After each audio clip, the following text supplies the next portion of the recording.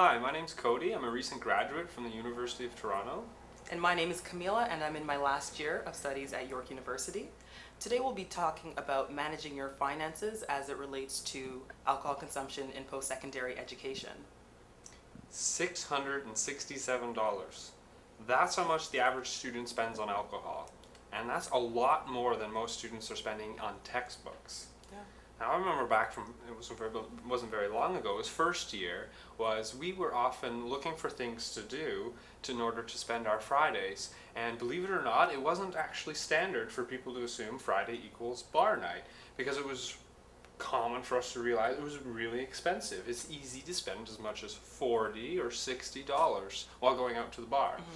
So instead we would think of creative alternatives. It was common that Friday was right around the corner. We would say, what part of town do we want to go to this time? Or what part of campus haven't we seen yet? We often would find access to different buildings on campus. If someone had an access card, we'd explore the different buildings.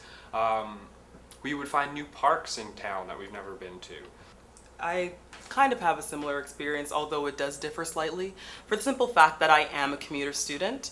For myself, I had to plan ahead. I have to think about transportation. How am I going to get there? I have to think about how much money I want to spend for food, for drinks, so therefore I had to budget for that as well.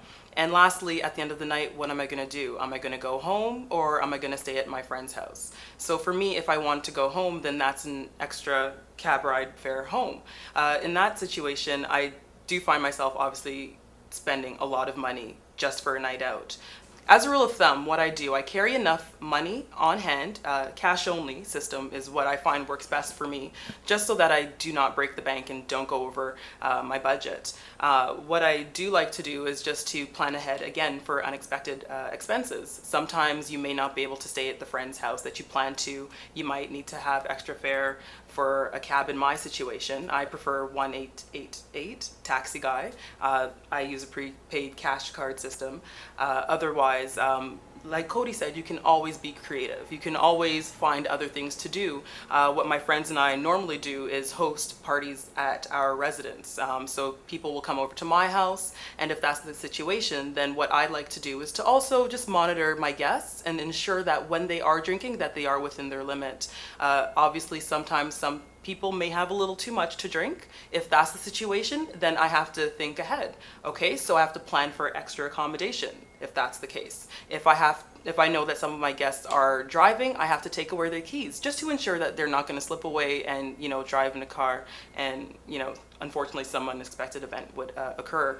Otherwise, in my situation, I think the best thing to do is just to plan ahead, especially as a commuter student, because you don't always have the luxury of just walking back to residence or taking public transit when you do live out of the community where your university is or college.